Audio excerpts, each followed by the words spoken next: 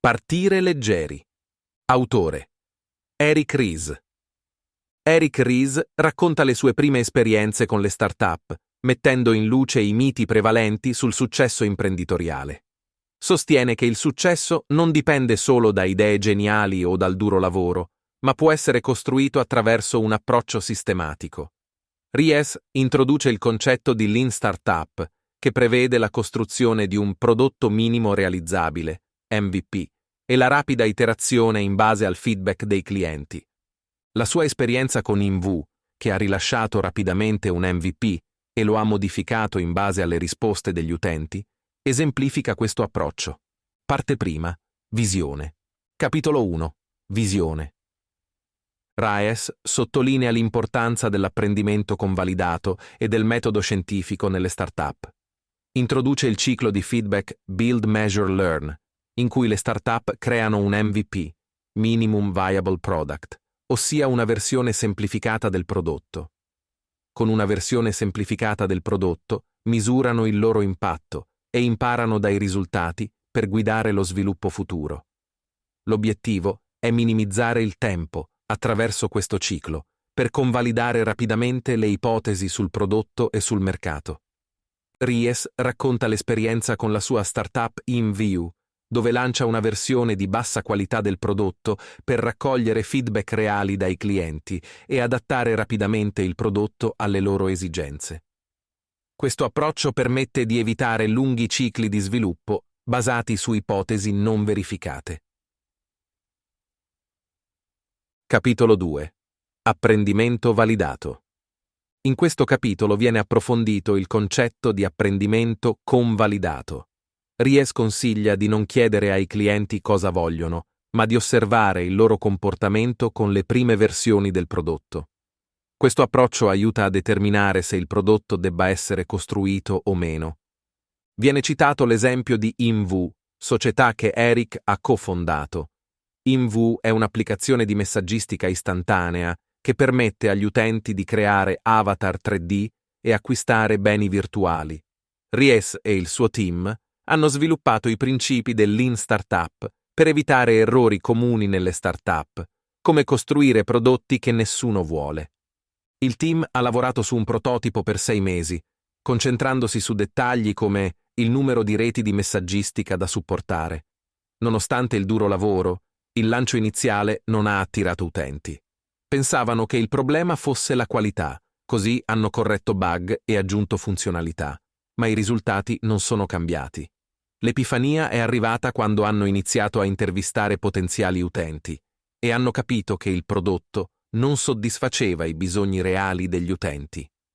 Questo ha portato all'introduzione del concetto di Minimum Viable Product, MVP, ovvero una versione del prodotto con solo le funzionalità essenziali per iniziare a raccogliere feedback dagli utenti reali il prima possibile. Capitolo 3. Imparare. Ries approfondisce l'importanza di identificare gli early adopters, che possono fornire un feedback prezioso nonostante i difetti iniziali del prodotto. Per illustrare questo punto, utilizza l'esempio dei primi fallimenti di InVue e dei successivi aggiustamenti basati sui suggerimenti degli utenti. Ries cita Zappos, che testa l'idea di vendere scarpe online senza investire in un grande inventario. La startup scattava foto delle scarpe nei negozi locali e le pubblicava online. Quando qualcuno faceva un ordine, comprava le scarpe al dettaglio e le spediva al cliente.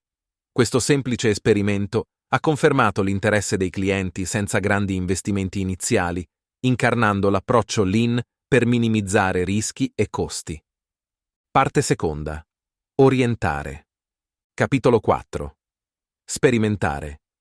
Ries introduce l'MVP come strumento cruciale per la sperimentazione. Ries spiega come la creazione di una versione semplice del prodotto possa aiutare le start-up a raccogliere i dati necessari per convalidare le ipotesi sulle esigenze dei clienti e sulle caratteristiche del prodotto. Ries descrive come l'azienda InView abbia lanciato un prodotto con molteplici versioni in A/B testing per vedere quale attirava più utenti. Capitolo 5. Il salto. Questo capitolo tratta le ipotesi di fede che ogni startup deve fare sul proprio prodotto e sul mercato. Ries sottolinea l'importanza di testare queste ipotesi il prima possibile.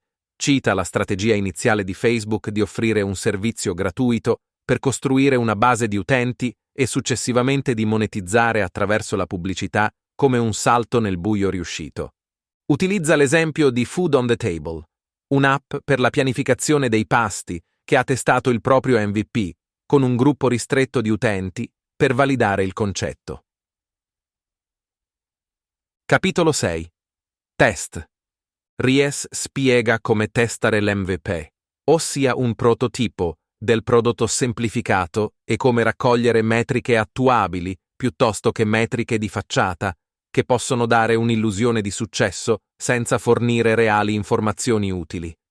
Invece, devono usare metriche actionable, utili all'azione, accessible, accessibili e auditable, verificabili.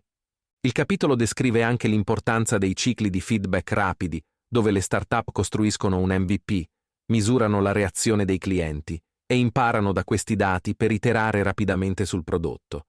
Questo ciclo continuo di costruzione, misurazione e apprendimento permette alle start-up di adattarsi rapidamente e sviluppare un prodotto che soddisfi realmente le esigenze dei clienti.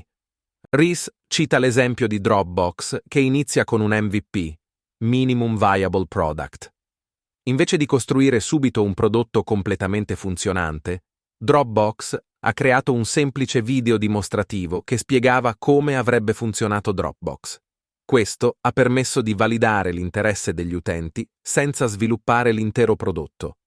L'enfasi del capitolo è sulla sperimentazione rapida e sul learning by doing.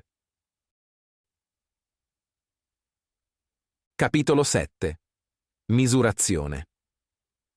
Questo capitolo approfondisce la contabilità dell'innovazione, un sistema per misurare i progressi delle start-up. Si tratta di utilizzare gli MVP per stabilire una linea di base, mettere a punto il motore verso un ideale e decidere se cambiare o perseverare in base ai progressi misurati. L'autore spiega l'importanza del concetto di analisi di coorte, un metodo di analisi che esamina il comportamento di gruppi di utenti nel tempo, per capire meglio l'impatto delle modifiche del prodotto.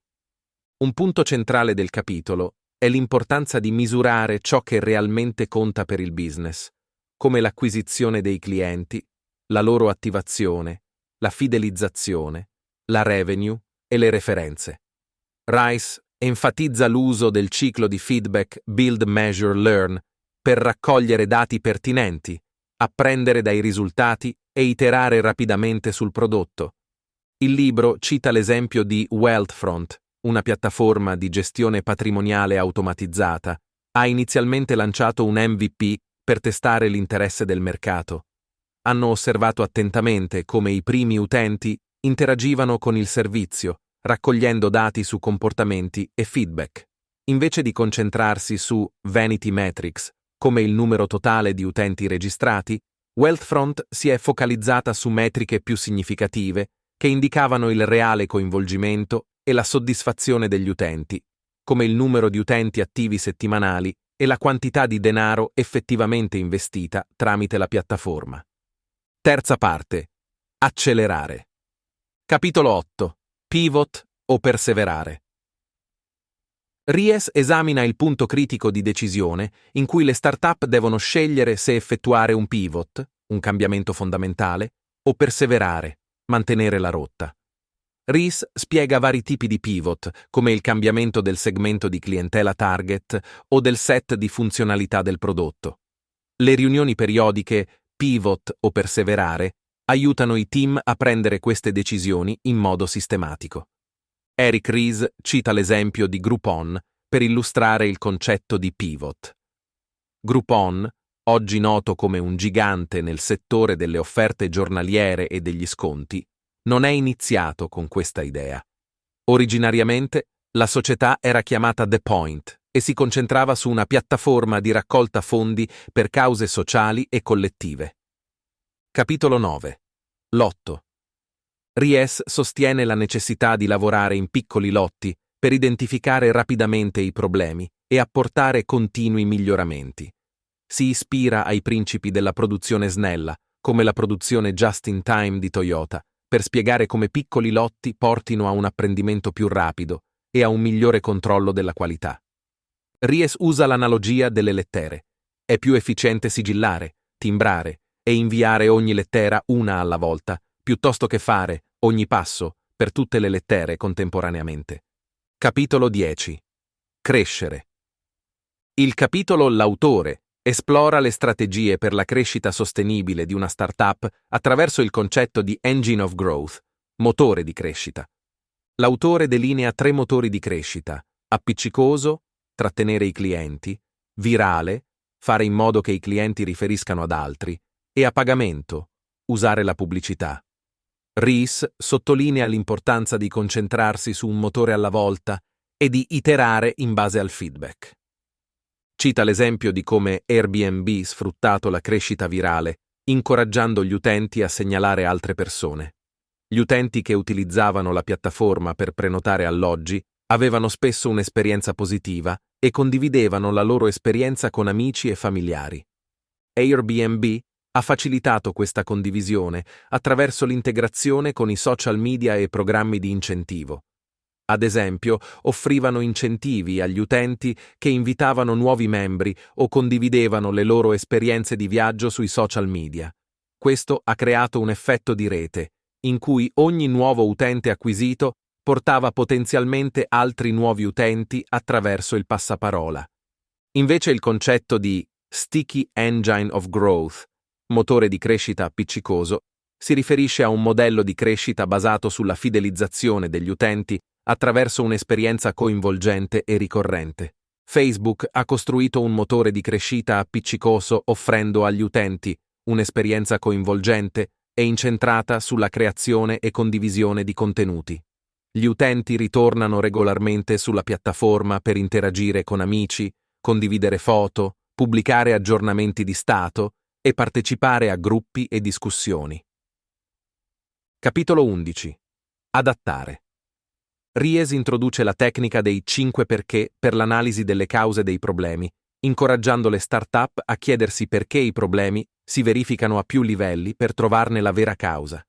Questo approccio favorisce una cultura del miglioramento continuo e della risoluzione dei problemi. L'idea è semplice. Quando ci si imbatte in un problema o in un'inefficienza, invece di fermarsi alla prima risposta ovvia, ci si chiede perché ripetutamente, scendendo gradualmente più a fondo nelle cause sottostanti.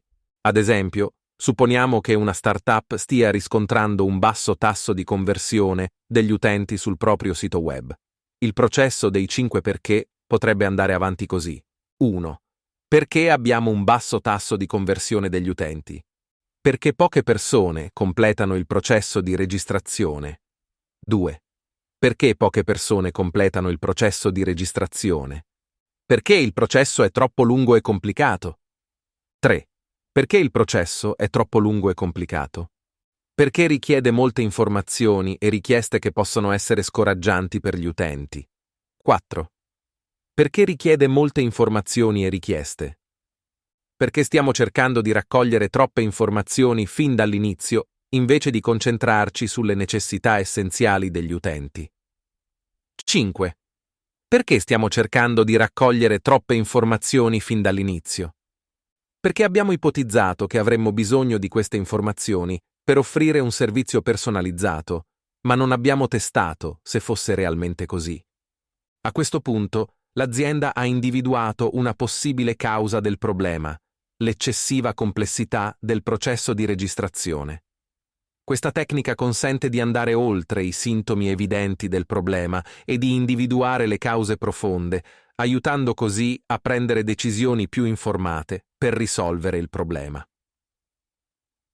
Capitolo 12. Innovare. Nell'ultimo capitolo, Ries parla della necessità della costruzione di una fabbrica dell'innovazione sostenibile all'interno delle aziende, dove la metodologia Lean Startup deve essere radicata nella cultura. Sottolinea l'importanza della leadership nel promuovere un ambiente che supporti l'innovazione continua e l'apprendimento convalidato. Seguendo questi principi, le start-up possono ridurre sistematicamente l'incertezza, imparare dal feedback dei clienti e innovare rapidamente per costruire prodotti di successo.